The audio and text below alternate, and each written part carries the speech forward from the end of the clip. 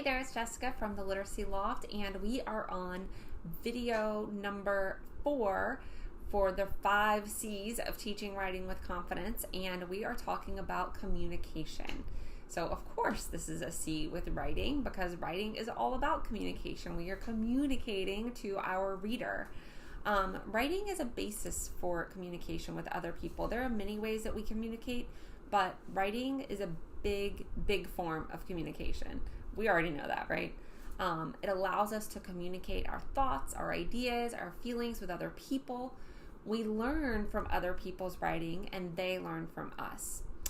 Another aspect of communication in writing workshop is that the communication that we are doing when we are teaching, how we communicate when we are teaching.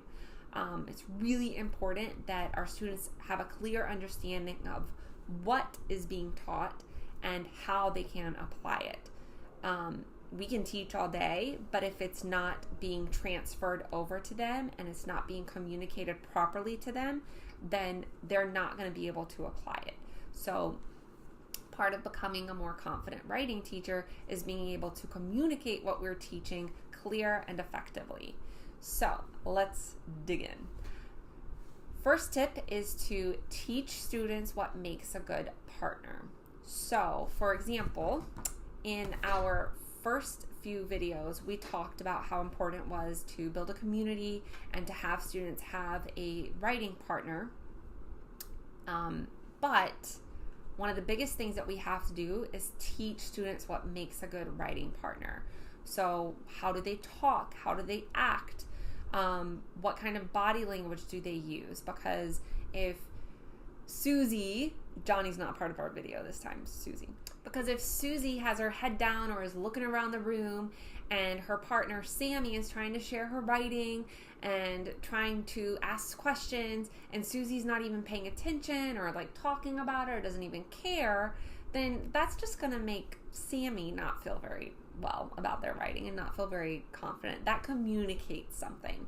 So it's important to teach students how to the right kind of body language to use when you're sharing with a partner. I always tell students that knee to knee, eye to eye, you look at your partner.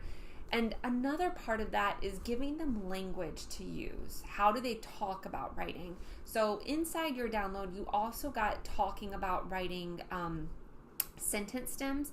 These can be used to hang in your classroom wherever you're teaching, or you could even put them inside their notebook if you wanted to shrink them and have students use those to communicate and share what they're thinking about the other person's writing. So you have 2 posters. One is to offer praises about their writing and one is to offer feedback. So there's definitely a respectful way to give your writing partner feedback. Because we don't want to just say, oh, your writing is so great, it's so good. Like, we also want to teach students how to talk to each other in a way that's going to grow the other person. That's just part of growing up and being a human, is we help each other. We say things to give each other feedback to help them grow. If you just tell someone that their writing is amazing all the time, they're not going to grow. So that's really important, but it's also essential that we teach students how to do that, the language that we use. So tip number 2 is to confer with students. When you confer with students or have writing conferences, you are communicating with them that, first of all, that you're there to support them as a writer. That's like the nonverbal communication that you've done there, that you're going to help them grow. If you're not conferring with students and students are just writing and you're just teaching and there's never that feedback given or there's never that connection between the two of you, then you're definitely losing some part of helping them grow as a writer. And I think it also communicates on some level that you don't care about their writing. And I know that's really hard to say and harsh, but I think that's true. We have to talk with students about their writing. So that's one of the biggest and best things that you can do in your classroom, is to confer with your students. So even if you're not really confident in having a writing conference, just taking notes on students' needs and strengths, communicate what they're doing well and how they can improve, use language that you use in your mini lessons and the writing process, and this way students can connect with what you are teaching to the big picture. So what's really important is that even if you don't feel confident in certain, like the one-on-one individual writing conferences, at least meeting with students and talking about their writing still helps develop a relationship, and it communicates to them that you care about their writing and that you want to help them grow. All right, that was a tough one. Little tough love. So tip 3 is to communicate your teaching point. This is really important and kind of obvious, but it's something that just has to be there in your lesson. Your students have to understand truly what you are teaching. So this can be done simply, you're writing anchor chart, you can use Google Slides or PowerPoints, however you want to clearly communicate your teaching point. Students should know what they are learning that day.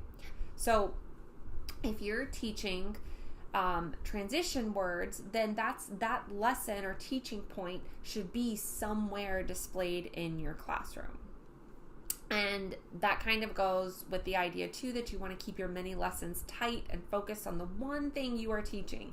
There are many, many, many, many things that we could teach in writing, but just remember that each day you really want to be clear and focused on the one thing that you are teaching.